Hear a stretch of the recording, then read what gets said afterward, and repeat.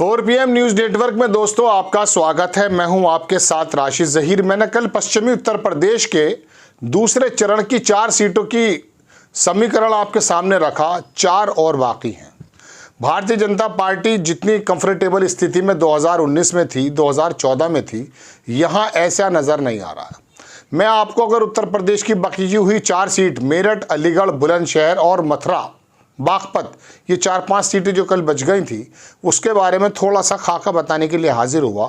उत्तर प्रदेश के मेरठ की अगर बात करें तो अखिलेश यादव ने यहाँ पर भी झटका देते हुए भारतीय जनता पार्टी को राम का रोल करने वाले अरुण गोविल को लाने के बावजूद भी परेशानी का सामना करना पड़ रहा है।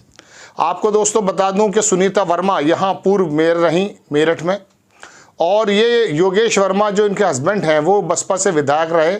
मेरठ की मवाना एक विधानसभा सीट है, वहाँ से कई इलेक्शन लड़ चुके तजुर्बेकार व्यक्ति हैं। सबसे बड़ी बात यह है कि उत्तर प्रदेश के मेरठ में लगभग 3.5 लाख दलित वोट है। इस पर उनका वर्चस्व है। मेयर सीट पर भी उन्होंने लेकर के दिखाया था। हालांकि बहुजन समाज पार्टी ने यहाँ पर देवव्रत त्यागी को उतारा है और भारतीय जनता पार्टी ने राम गोविल, अरुण गोविल को उतारा जो श्री राम का रोल अदा करने आए थे। यहाँ पर भी वो जोश और खरोश नज़र नहीं आ रहा है जो उत्तर प्रदेश के बाकी और तमाम देश की सीटों पर नज़र आना चाहिए था। यहाँ पर भी नीरसता है, लेकिन भारतीय जनता पार्टी का गढ़ और प्रधानमंत्री जी यहीं से श्री गणेश करते हैं और एक ऐसा राम में माहौल बनाने की कोशिश भारतीय जनता पार्टी के माध्यम से की जा रही है। लेकिन 6.5 लाख मुस्लिम यहाँ पर आकर खेल बिगाड़ने के लिए पूरी तरह से तैयार हैं।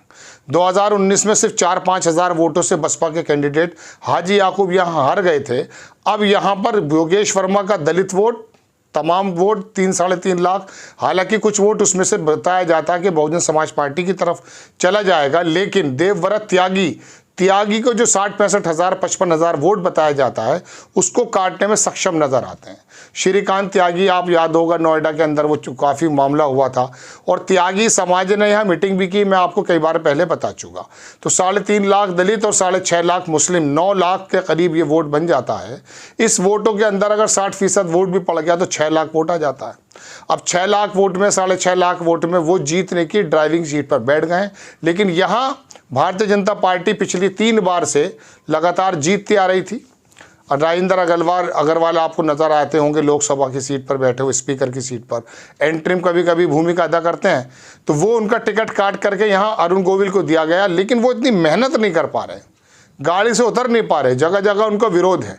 तो यहाँ पर चांस बनते हैं अखिलेश यादव ने जो समीकरण बनाया है, अपने बहुत करीबी अतुल प्रधान का टिकट काट करके दलित को वोट दिया, टिकट दिया और उसमें महिला को, तो शायद दलितों को अगर वोट एक तरफा पड़ जाता है और मुस्लिम के अंदर वो जोश व खरोश नज़र आ जाता, ये सीट समाजवादी पार्टी मेरी नज़र में शायद पहली बार यहाँ से जीत लेगी। क्योंकि इससे पहले मुझे नहीं याद पड़ता कि समाजवादी ने यहाँ से कभी कोई सीट जीती है लोकसभा की।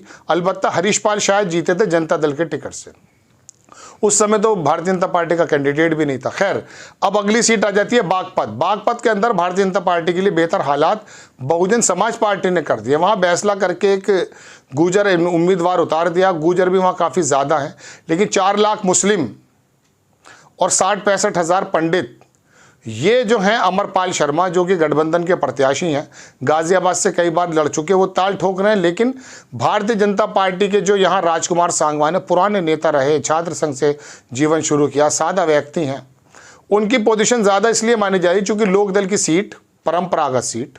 हालांकि अजीत सिंह यहाँ हार चुके हैं, जयंत चौधरी हार चुके हैं। भारतीय जनता पार्टी कई बार यहाँ पर जो है अपना वर्चस्व दिखा चुकी है। सतपाल जो कमिश्नर साहब थे पहले, आपको याद होगा मुंबई के, वो यहाँ 2 बार जीत चुके हैं। सोमपाल शास्त्री जीत चुके हैं। तो यहाँ राजकुमार सांगवान के हालात इसलिए अच्छे नज़र आ रहे हैं क्योंकि 4-4.5 लाख जाट वोट है, वो उनको एक तरफा मिल जाएगा। और बाकी जो अन्य वोट है उसमें कश्यप है, पाल है, बनिया है, ये तमाम वोट शायद उनको मिल जाएं। लेकिन गुर्जर वोट में सेंध लगाने के लिए बहुजन समाज पार्टी है। अगर ये कैंडिडेट शायद ना होता तो यहाँ पर अमरपाल शर्मा के हालात अच्छे हो सकते थे। 4 लाख मुस्लिम और यहाँ यादव भी अच्छे खासे हैं। वो यादव मिल करके और थोड़े से पंडित अगर मिल जाते हैं, हालांकि ज़्यादा नहीं है, 60-65 हज़ार हैं, तो अमरपाल शर्मा दूसरे नंबर पे। उनको टीम लड़ाने वाली सुनने में आता कि बहुत मजबूत नहीं है, कांग्रेस आई के लोग हैं, उनको कुछ लेकर चलते हैं। लेकिन यहाँ हालात जो है ना कंफर्टेबल की स्थिति में है। और दूसरी बात, लोक दल के अंदर बताया जाता है बहुत सारा दलित भी जा रहा है। यहाँ सिवाल खास से एक समाजवादी पार्टी के नेता थे, विधायक भी हैं, अब तो वो लोकदल के विधायक हैं, गुलाम मोहम्मद, वो भी लोकदल को सपोर्ट कर रहे हैं। और बागपत का चेयरमैन है, वो भी समाजवादी उससे था शायद, लोकदल से, वो भी मुस्लिम है। बागपत शहर के अंदर मुस्लिमों की तादाद अच्छी है, वो भी लोकदल को सपोर्ट कर रहे हैं, तो अपनी पार्टी को सपोर्ट कर रहे हैं। तो शायद यहाँ डॉक्टर राजकुमार सांगवान की स्थिति ज़्यादा बेहतर नज़र आती है। अलीगढ़ चलते हैं। अलीगढ़ के अंदर दोस्तों मुखालफत बहुत है। कल भी वीडियो आया, सतीश गौतम वहाँ लड़ रहे हैं, दोबारा तिबारा उनको टिकट दे दिया है। पंडित समाज से आते हैं, लेकिन यहाँ भी 4 लाख मुस्लिम हैं। यहाँ 2.5 लाख बनिया है, 2.5 लाख यहाँ पर गालिबन जो है दलित है, लेकिन 1 लाख यहाँ यादव है। यहाँ जो समाजवादी पार्टी ने उतारा विजेंद्र सिंह, एक बार यहाँ पर मेरे ख्याल से 3 बार ये जो है विधायक भी रहे, पहले कांग्रेस में थे, कुछ साल पहले समाजवादी में आ गए, और एक बार ये सांसद भी रहे मेरे ख्याल से। ये 3 मरतबा के विधायक अगर एक बार, ये काफ़ी एक्सेप्टेबल हैं। 4 लाख मुस्लिम, 4.5 लाख मुस्लिम, 1 लाख यादव, और ये खुद जो है जाट समाज से आते हैं, चूँकि जाट भी यहाँ पर काफ़ी तादाद में।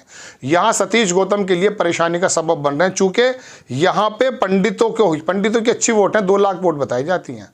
ये दोनों ही पंडित, एक बहुजन समाज पार्टी से और बसपा से लड़ रहे हैं, सतीश गौतम बीजेपी से और हितेंद्र कुमार उर्फ बंटी उपाध्याय बीएसपी से। पंडितों की वोट यहाँ बढ़ सकती है, और दलितों की वोट हितेंद्र कुमार लेकर अगर आ जाते हैं तो यहाँ चांस बन जाते हैं विजेंद्र सिंह के, चूँकि एंटी इनकम्बेंसी भी है। कई सारे गाँवों के अंदर जो है वापस धक्का दे दिया गया या कह दिया गया कि वापस जाओ और जो है नोटा पे दबेगा, इस तरह के वीडियो कल परसों भी कई सारे समाज यहाँ सतीश गौतम का विरोध कर चुके। लेकिन भारतीय जनता पार्टी के अलावा ये जो बनिया समाज है और ठाकुर समाज, हालांकि ठाकुर वहाँ पे इस प्रकार के नहीं हैं जो पश्चिमी उत्तर प्रदेश के थोड़े कम हैं, ये इनके अलावा फूल के अलावा बहुजन बीजेपी के अलावा कुछ चारा नहीं बनता। जैसे मुस्लिमों को समाजवादी या कांग्रेस एंटी बीजेपी के जाने में अलावा कोई चारा नहीं बचता। तो यहाँ दोस्तों हालात सतीश गौतम के लिए इस वक्त खिलाफ है। ये सीट विजेंद्र सिंह जीत सकते हैं, बशर्ते बसपा का कैंडिडेट अपने बहुजन समाज पार्टी के वोटों को अच्छी तरह से कर ले और कुछ सेंध जो है वो अपनी ही बिरादरी में यानी कि पंडितों में लगा लेगा, तो यहाँ विजेंद्र सिंह जीत सकते हैं। अब आगे चलते हैं जनाब मथुरा। मथुरा का जिक्र इसलिए नहीं करना चाहिए क्योंकि मथुरा गारंटी से हेमा मालिनी हार जाती, लेकिन वहाँ समाजवादी पार्टी का और ये जो गठबंधन के कैंडिडेट हैं उनको जानते ही नहीं है लोग।